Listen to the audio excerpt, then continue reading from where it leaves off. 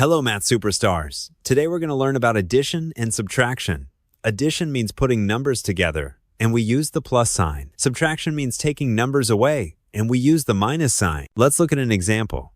If you have 2 apples and get 3 more apples, you can add them together. 2 plus 3 equals 5 apples in total. Now let's try some easy additions. For example, 1 plus 1 equals 2, just like counting your fingers. 4 plus 2 equals 6.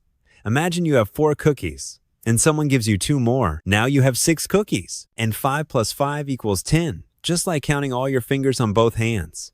Let's see how we can use a number line to help us add. If we start at 4 and jump forward 2 more spaces, we land on 6, so 4 plus 2 equals 6.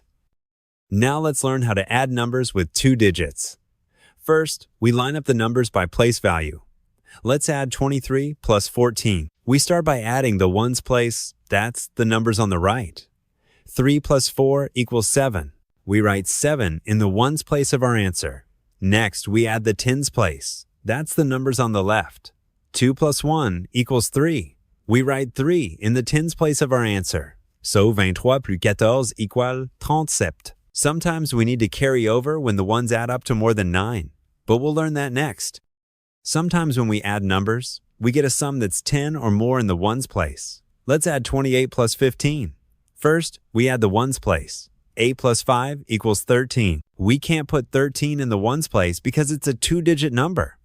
So we write down the 3 in the ones place and carry over the 1 to the tens place. Now we add the tens place, including our carried 1. 1 plus 2 plus 1 equals 4. We write 4 in the tens place. So 28 plus 15 equals 43. Remember, when your ones place adds up to 10 or more, carry over to the tens place. Now let's learn about subtraction.